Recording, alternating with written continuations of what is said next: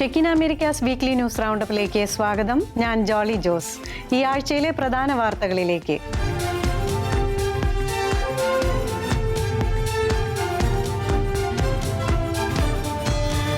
Charlie കിർക്കിന്റെ മരണത്തെ ആഘോഷിക്കുന്നവരുമായി ഒത്തുപോകാൻ കഴിയില്ല എന്ന് American vice president JD Vance. രാഷ്ട്രീയ ആക്രമണങ്ങൾ അംഗീകരിക്കാനാവില്ല എന്ന് പറയുന്നവരുടെ കൂടെ മാത്രമേ രാജ്യത്തിന് നിൽക്കാൻ കഴിയൂ എന്നും പ്രശസ്തമായ കിർക്ക് ഷോയിലൂടെ പറഞ്ഞു. അമേരിക്കൻ ക്രൈസ്തവ ആക്ടിവിസ്റ്റായ ചാർലി കിർക്കിന്റെ കൊലപാതകം ആഘോഷിക്കുന്നവരുമായി ഒത്തുപോകാൻ ആകില്ല എന്ന് American vice president JD Vance. കിർക്കിന്റെ പ്രശസ്തമായ പോഡ്കാസ്റ്റിൽ പങ്കെടുക്കവെയാണ് തന്റെ പ്രിയ സുഹൃത്തിന്റെ മരണത്തിലുള്ള അത്യഗാധ ദുഃഖവും കിർക്കിന്റെ മരണത്തെ അനുകൂലിക്കുന്നവർക്കെതിരെയുള്ള നിലപാടും വാൻസ് വ്യക്തമാക്കിയത്. ഐസൻഹോവർ എക്സിക്യൂട്ടീവ് ബിൽഡിംഗിലെ തന്റെ ഓഫീസിൽ നിന്നാണ് വാൻസ് ദി ചാർലി കിർക്ക് ഷോയിൽ പങ്കെടുത്തത്. വൈറ്റ് ഹൌസ് പ്രസ് ബ്രീഫിംഗ് റൂമിൽ പരിപാടി തത്സമയം സംപ്രേക്ഷണം ചെയ്തിരുന്നു. ചാർലിയിൽ നിന്ന് നമുക്ക് പഠിക്കാൻ കഴിയുന്ന ഏറ്റവും വലിയ പാഠമാണ് കർത്താവിൽ വിശ്വാസമുണ്ടായിരിക്കുക, കർത്താവിൽ മഹത്വപ്പെടുന്ന രീതിയിൽ ജീവിക്കുക എന്നും വാൻസ് കൂട്ടിച്ചേർത്തു. എല്ലായിടത്തും എല്ലാ സാഹചര്യങ്ങളിലും സത്യം വിളിച്ചു പറഞ്ഞിരുന്ന ഒരു വ്യക്തിയായിരുന്നു ചാർലി കിർക്ക് എന്നും ചാർലി പങ്കുവച്ച ഏറ്റവും പ്രധാനപ്പെട്ട സത്യം അത് യേശുക്രിസ്തുവിനെ കുറിച്ചുള്ളതായിരുന്നുവെന്നും വാൻസ് തന്റെ പ്രസംഗത്തിൽ ചേർത്തു. ചാർലി കിർക്കിനെ കൊലപ്പെടുത്തിയവരുടെ പ്രവർത്തനങ്ങളെയും ആശയങ്ങളെയും അപലപിക്കുന്ന കാര്യത്തിൽ രാജ്യം ഒന്നിച്ചു നിൽക്കണമെന്നാണ് താൻ ആഗ്രഹിക്കുന്നതെന്നും രാഷ്ട്രീയപരമായ അക്രമങ്ങൾ അംഗീകരിക്കാൻ കഴിയില്ല എന്ന് പറയുന്ന ആളുകളുമായി മാത്രമേ നമുക്കൊന്നിക്കുവാൻ സാധിക്കുകയുള്ളൂ എന്നും വാൻസ് കൂട്ടിച്ചേർത്തു. കിർക്കിന്റെ കൊലപാതകവും അതിനെ ഓൺലൈനിൽ ആഘോഷിക്കുന്ന ചിലരുടെ നിലപാടുകളും ഒരു തരത്തിലും അംഗീകരിക്കാനാവുന്നതല്ല എന്നും വാൻസ് പറഞ്ഞു. അമേരിക്കയെ മുഴുവൻ ഞെട്ടിച്ച കിർക്കിന്റെ കൊലപാതകത്തിൽ നിന്ന് രാജ്യം മുക്തമാകുന്നതിന് മുൻപാണ് ചിലർ കിർക്കിന്റെ മരണത്തെ ഓൺലൈനിലൂടെ ആഘോഷമാക്കുന്നത്. അമേരിക്കയിലെങ്ങും ചാർലി കിർക്ക് ഇഫക്റ്റ് എന്ന ന്യൂമാൻ മിനിസ്ട്രിയുടെ വെളിപ്പെടുത്തൽ. വർഷങ്ങൾക്ക് ശേഷം ദേവാലയങ്ങളിലേക്ക് എത്തുന്ന യുവാക്കളുടെയും ദിവ്യബലിയിൽ പങ്കെടുക്കുന്നവരുടെയും എണ്ണത്തിൽ വൻ വർധനവ്. മരണശേഷവും തന്റെ ക്രൈസ്തവ വിശ്വാസത്തിന്റെ പേരിൽ താൻ അനുസ്മരിക്കപ്പെടണമെന്നാഗ്രഹിച്ച തീക്ഷ്ണമതിയായ ക്രിസ്ത്യാനി അതായിരുന്നു ചാർലി കിർക്ക്. ക്രിസ്തുവിശ്വാസവും മൂല്യങ്ങളും മുറുകെ പിടിച്ച് അമേരിക്കയിലെങ്ങും ശ്രദ്ധ നേടിയ ഇൻഫ്ലുവൻസർ ചാർലി കിർക്കിന്റെ ആകസ്മിക വിയോഗം സൃഷ്ടിച്ച ആഘാതം ചെറുതല്ല. എന്നാൽ അമേരിക്കയിലെങ്ങും ചാർലി കിർക്ക് ഇഫക്റ്റ് നിറഞ്ഞു നിൽക്കുന്നുവെന്ന വെളിപ്പെടുത്തലാണ് കത്തോലിക്ക സംഘടനയായ ന്യൂമാൻ മിനിസ്ട്രി പുറത്തുവിട്ടത്. ക്രിസ്തുവിശ്വാസവും മൂല്യങ്ങളും മുറുകെ പിടിച്ച് ശ്രദ്ധ നേടുകയും ക്യാമ്പസ് ആക്ടിവിസ്റ്റ് സംഘടനയായ ടേണിംഗ് പോയിന്റ് USA സ്ഥാപകനുമായ അമേരിക്കൻ ഇൻഫ്ലുവൻസർ ചാർലി കിർക്ക് യുവാക്കൾക്കും അമേരിക്കൻ ജനതയ്ക്കുമിടയിൽ ചെലുത്തിയ സ്വാധീനം ചെറുതൊന്നുമല്ല. ചാർലി കിർക്കിന്റെ കൊലപാതകത്തെ തുടർന്ന് വർഷങ്ങൾക്ക് ശേഷം ദേവാലയങ്ങളിലേക്ക് എത്തുന്ന നിരവധി യുവാക്കളുടെയും അവരുടെ പ്രിയപ്പെട്ടവരുടെയും സാക്ഷ്യങ്ങൾ കൊണ്ട് നിറഞ്ഞിരിക്കുകയാണ് സോഷ്യൽ മീഡിയ പ്ലാറ്റ്ഫോം. ദിവ്യബലിയിൽ പങ്കെടുക്കുന്നവരുടെ എണ്ണത്തിലും വൻ വർധനവാണ് ന്യൂമാൻ മിനിസ്ട്രി റിപ്പോർട്ട് ചെയ്യുന്നത്. രാജ്യവ്യാപകമായി 250ഓളം ക്യാമ്പസുകളിൽ പ്രവർത്തിക്കുന്ന സംഘടനയാണ് ന്യൂമാൻ മിനിസ്ട്രി. ചില സ്കൂളുകളിൽ ദിവ്യബലിക്ക് 15% വരെ വർധനവും അമേരിക്കയിൽ ആത്മീയ പുനരുദ്ധാരണത്തിന്റെ ലക്ഷണങ്ങളും ന്യൂമാൻ മിനിസ്ട്രി പങ്കുവച്ചു. ചാർലി കിർക്കിന്റെ മരണത്തെ തുടർന്ന് നിരവധി കോളേജ് വിദ്യാർത്ഥികൾ ആത്മീയ മാർഗോപദേശം തേടാൻ ആരംഭിച്ചതായും ന്യൂമാൻ മിനിസ്ട്രിയുടെ സഹസ്ഥാപകനായ മാറ്റ് സെറൂസൻ പറഞ്ഞു. ഞാൻ എന്തു ചെയ്യണം, എന്താണ് തിന്മ, ദൈവം ഇത് എന്തുകൊണ്ട് അനുവദിക്കുന്നു തുടങ്ങിയ ചോദ്യങ്ങളാണ് വിദ്യാർത്ഥികൾ കൂടുതലായും ചോദിക്കുന്നതെന്നും അദ്ദേഹം കൂട്ടിച്ചേർത്തു. വാരാന്ത്യത്തിൽ പരിശുദ്ധ കുർബാനയിൽ പങ്കെടുക്കുന്നവരുടെ എണ്ണത്തിൽ വർധനവ് ശ്രദ്ധിച്ചതായി സാൾട്ട് ലേക്ക് സിറ്റിയിലെ കത്തോലിക്ക രൂപതയുടെ വികാരി ജനറൽ ഫാദർ ജോൺ ഇവാൻസ് പറഞ്ഞു. എന്നാൽ കിർക്കിന്റെ കൊലപാതകത്തിന് തൊട്ടു പിന്നാലെയുള്ള ദിവസങ്ങളിൽ സംഭവിച്ചത് അസാധാരണമായിരുന്നു.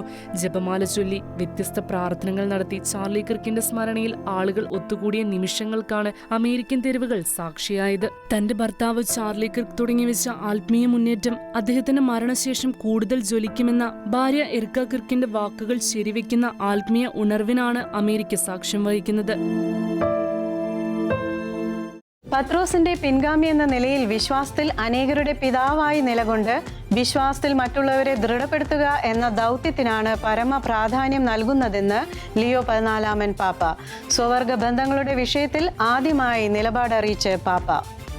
പത്രോസ്ലീഹായുടെ പിൻഗാമി എന്ന നിലയ്ക്ക് വിശ്വാസികളുടെ പിതാവായി നിലകൊണ്ട് മറ്റുള്ളവരെ വിശ്വാസത്തിലേക്ക് ദൃഢപ്പെടുത്തുക എന്നതിനാണ് കൂടുതൽ പ്രാധാന്യം നൽകുന്നതെന്ന് ലിയോ 14 പാപ്പ. ഒരു ലോക നേതാവെന്ന നിലയിൽ തനിക്ക് ഏറെ ഉത്തരവാദിത്വങ്ങളുണ്ട്. എന്നാൽ അതിനേക്കാളെല്ലാം ഉപരിയായി തന്റെ അടിസ്ഥാനപരവും പ്രഥമവുമായ ഉത്തരവാദിത്വം വിശ്വാസത്തിൽ കത്തോലിക്ക സഭയെ നയിക്കുക എന്നതിനാണെന്നും പാപ്പ ഊന്നി പറഞ്ഞു. കത്തോലിക്ക സഭയിൽ നടക്കുന്ന ധ്രുവീകരണ പ്രവർത്തനങ്ങളെ തുടരാൻ അനുവദിക്കുകയില്ല എന്നും LGBT വിഷയത്തിൽ സഭയുടെ പ്രബോധനം മാറ്റമില്ലാതെ തുടരുമെന്നും പാപ്പ കൂട്ടിച്ചേർത്തു. കൂട്ടിച്ചേർത്തു. പാപ്പയുടെ ജീവചരിത്രക്കുറിപ്പായ citizen of the world missionary of 21st century എന്ന പുസ്തകത്തെ സംബന്ധിച്ച ക്രൂസ് ചാനലിന് നൽകിയ അഭിമുഖത്തിലായിരുന്നു പാപ്പ തന്റെ വ്യക്തമായ നിലപാട് വെളിപ്പെടുത്തിയത്. പുരുഷനും സ്ത്രീയും തമ്മിലുള്ള വിവാഹബന്ധത്തിൽ അധിഷ്ഠിതമാണ് പരമ്പരാഗത കുടുംബസങ്കല്പമെന്ന് പാപ്പ ഊന്നി പറഞ്ഞു. LGBT വിഷയത്തെ കൈകാര്യം ചെയ്യുന്നത് സഭയ്ക്കുള്ളിൽ തന്നെ വലിയ വിഭാഗീയതയുടെ വിഷയമാണെന്നും കൂട്ടിച്ചേർത്തു. സ്വവർഗ ബന്ധങ്ങളുടെ വിഷയത്തിൽ സഭ നിലപാട് മാറ്റണമെന്ന് ആഗ്രഹിക്കുന്നവർ നിരവധിയാണെന്നും സഭയിൽ മാറ്റങ്ങൾക്കായി ചിന്തിക്കുന്നവർ അതിനു മുൻപ് സ്വന്തം മനോഭാവങ്ങളാണ് മാറ്റേണ്ടതെന്നും പാപ്പ വ്യക്തമാക്കി.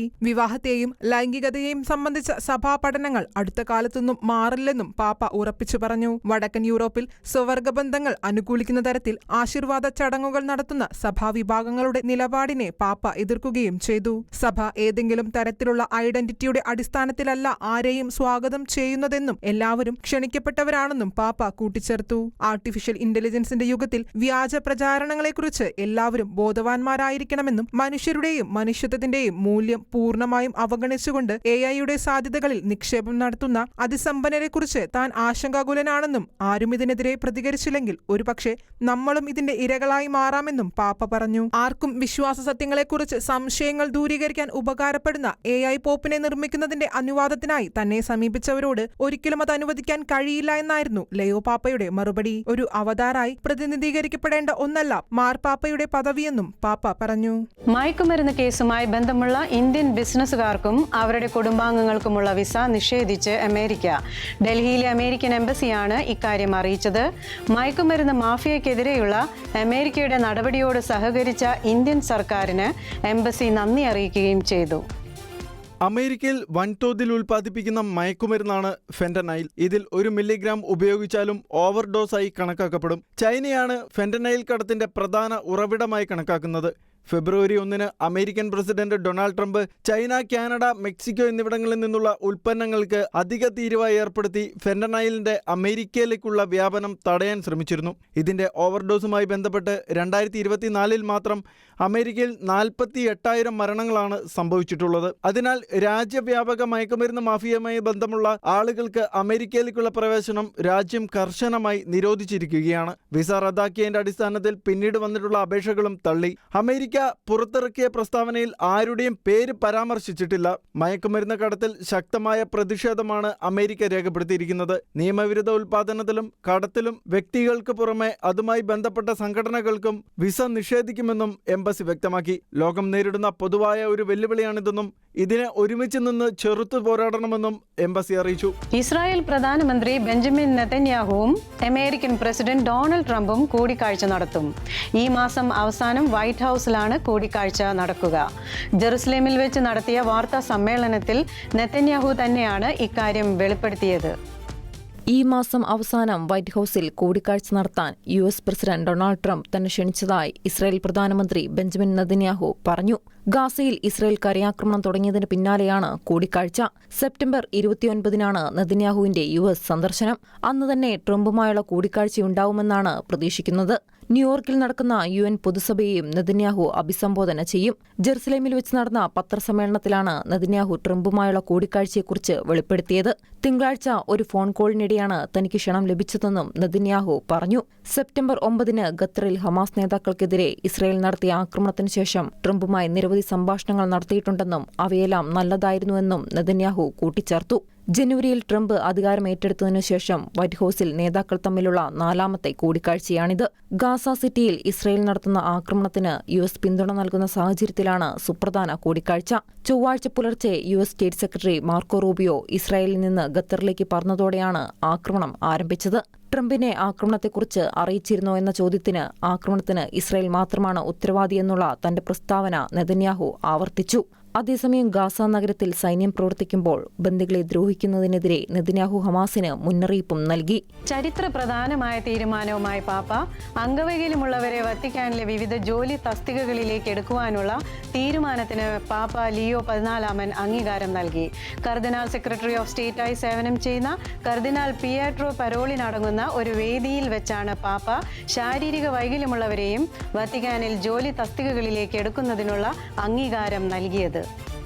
അംഗവൈകല്യമുള്ളവരെ വത്തിക്കാനിലെ വിവിധ ജോലി തസ്തികകളിലേക്ക് എടുക്കുവാനുള്ള തീരുമാനത്തിനാണ് പോപ്പ് ലിയോ 14 അംഗീകാരം നൽകിയത്.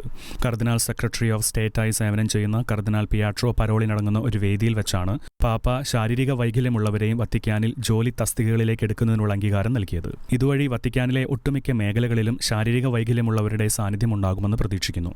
ശാരീരിക വൈകല്യം വിവിധ തസ്തികകളിൽ ജോലി ചെയ്യുവാൻ അർത്ഥികളെ തടസ്സപ്പെടുത്തുന്നില്ല എന്നുള്ള ജനറൽ റെഗുലേഷൻസ് ഓഫ് ക്യൂരിയായുടെ കണ്ടെത്തലാണ് ഈ തീരുമാനത്തിന് പിന്നിലെന്ന് വത്തിക്കാൻ രേഖപ്പെടുത്തി.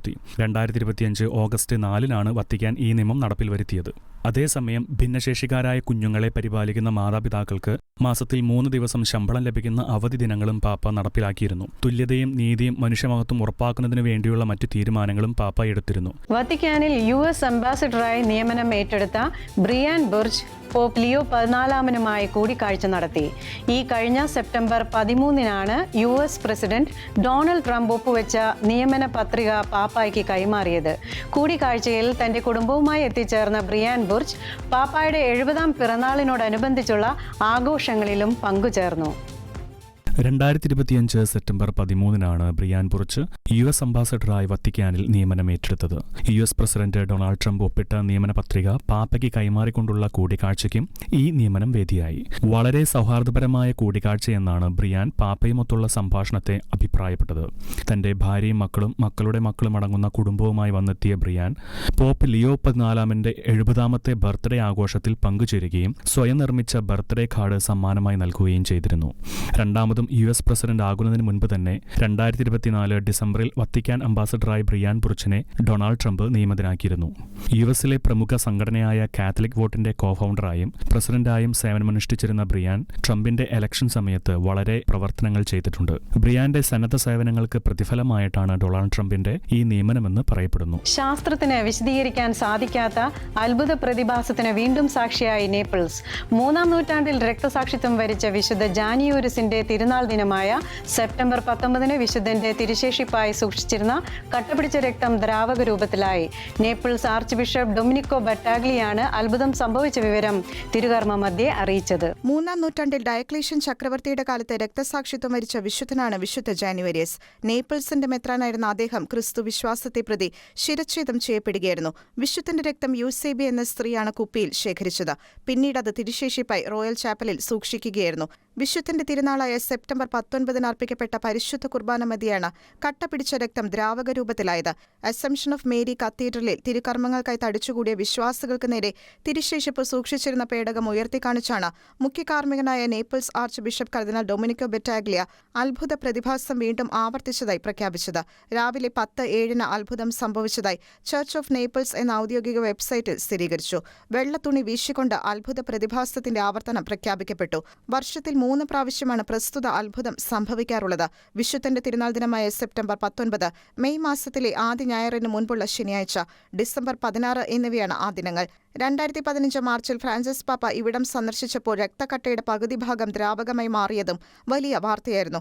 നൈജറിൽ നടക്കുന്ന ഭീകരാക്രമണം. ജ്ഞാനസ്നാന ശുശ്രൂഷകളിൽ പങ്കെടുത്തുകൊണ്ടിരുന്നവർക്ക് നേരെ തോക്കുധാരികൾ വെടിയുതിർത്തു. ആക്രമണത്തിൽ 22 പേർ കൊല്ലപ്പെട്ടു. വീണ്ടും കൊലപാതക പരമ്പരകളുടെ ഭൂമിയായി നൈജർ. പശ്ചിമാഫ്രിക്കൻ രാജ്യമായ നൈജറിൽ നടുക്കുന്ന ഭീകരാക്രമണം. ജ്ഞാനസ്നാന ശുശ്രൂഷകളിൽ പങ്കെടുത്തുകൊണ്ടിരിക്കുന്നവർക്ക് നേരെ തോക്കുധാരികൾ വെടിയുതിർത്തു. ആക്രമണത്തിൽ 22 പേർ കൊല്ലപ്പെട്ടു. സെപ്റ്റംബർ 15 തിങ്കളാഴ്ച തില്ലബരി മേഖലയിലെ തക്കൌബട്ട് ഗ്രാമത്തിലാണ് ആക്രമണം നടന്നത്. മാമോദിസ ശുശ്രൂഷകളിൽ പങ്കെടുക്കുകയായിരുന്ന ഒരു കൂട്ടം സാധാരണക്കാരുടെ നേരെ തോക്കുധാരികൾ വെടിയുതിർത്തു. 15 പേർ കൊല്ലപ്പെട്ടു. തുടർന്ന് തക്കൌബത്തിന്റെ പ്രാന്തപ്രദേശത്തേക്ക് നീങ്ങിയ സംഘം 7 പേരെ കൂടി കൊലപ്പെടുത്തി. സംഭവത്തിന്റെ ഉത്തരവാദിത്തം ഒരു സംഘടനയും ഏറ്റെടുത്തിട്ടില്ലെങ്കിലും അൽഖൗദയുമായോ ഇസ്ലാമിക് സ്റ്റേറ്റുമായോ ബന്ധമുള്ള ജിഹാദി വിഭാഗങ്ങളാണ് ആക്രമണത്തിന് പിന്നിലെന്ന് വിദഗ്ധർ പറയുന്നു. ടിൽബറിയിൽ സ്ഥിതി ചെയ്യുന്ന മാലി, ബുർക്കീനഫാസോ എന്നിവയുമായി അതിർത്തി പങ്കിടുന്ന രാജ്യമാണ് നൈജർ. തീവ്രവാദി ആക്രമണങ്ങൾ തുടർക്കഥയായി മാറുന്ന രാജ്യം കൂടിയാണ് നൈജർ. രാജ്യത്തിന്റെ പടിഞ്ഞാറൻ ഭാഗത്ത് ജനസാന്ദ്രത കുറവാണ്. അതിനാൽ തന്നെ പോലീസ് സുരക്ഷാ സംവിധാനങ്ങളും വിദൂരത്താണ്. ജിഹാദി ആക്രമണങ്ങളുടെ ഒരു കേന്ദ്രമായി വളരെ കാലമായി നൈജർ മാറിയിരിക്കുന്നു. ഹ്യൂമൻ റൈറ്റ് വാച്ചിന്റെ കണക്കനുസരിച്ച് 2025 മാർച്ച് മുതൽ തില്ലബരിയിൽ മാത്രം ഇസ്ലാമിക് സ്റ്റേറ്റ് തീവ്രവാദികൾ 127-ലധികം ഗ്രാമീണരെ വധിച്ചു. ഭീകരാക്രമണങ്ങളിൽ നിന്ന് സാധാരണക്കാരെ സംരക്ഷിക്കാൻ കൂടുതൽ സുരക്ഷാ സംവിധാനങ്ങൾ ഒരുക്കണമെന്ന് ഹ്യൂമൻ റൈറ്റ്സ് വാച്ച് നൈജർ അധികൃതരോട് ആവശ്യപ്പെട്ടു. അതേസമയം 2024 ഒക്ടോബർ മുതൽ നൈജറിൽ നടന്ന ആക്രമണങ്ങളിൽ ഏകദേശം 1800 പേർ കൊല്ലപ്പെട്ടുവെന്നും അതിൽ ഭൂരിഭാഗവും തില്ലബരിയിലാണെന്നും ലോകമെമ്പാടുമുള്ള സംഘർഷയിരകളെ നിരീക്ഷിക്കുന്ന NGO അക്ലേഡ് റിപ്പോർട്ട് ചെയ്യുന്നു.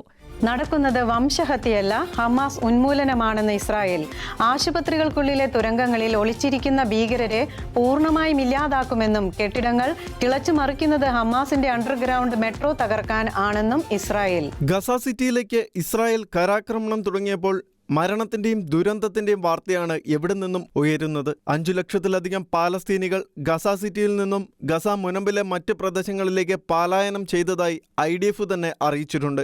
ആയിരങ്ങൾ കൊല്ലപ്പെട്ടു കഴിഞ്ഞു. ഈ സമയത്ത് ലോകമെമ്പാടും ഇസ്രായേലിനെതിരെ വലിയ പ്രതിഷേധം അലയടിക്കുകയാണ്. എന്നാൽ എന്തിനാണ് തങ്ങൾ ഇങ്ങനെ ചെയ്യുന്നത് എന്നതിന് ഇസ്രായേലിന് കൃത്യമായ ഉത്തരമുണ്ട്. 2023 ഒക്ടോബർ 7 അപ്രതീക്ഷിതമായി തങ്ങളുടെ രാജ്യത്തേക്ക് ഇരച്ചു കയറി വെട്ടിയും കുത്തിയും ബലാത്സംഗം ചെയ്തും 1200ഓളം പേരെ കൊല്ലുകയും 250-ലേറെ പേരെ തട്ടിക്കൊണ്ടുപോവുകയും ചെയ്ത ഹമാസിന്റെ ശേഷിക്കുന്ന കണ്ണിയെപ്പോലും ഇല്ലാതാക്കുമെന്നാണ് ഇസ്രായേൽ സേനയായ IDFന്റെ വക്താക്കളും പ്രധാനമന്ത്രി ബെഞ്ചമിൻ നെതന്യാഹുവും പറയുന്നത്.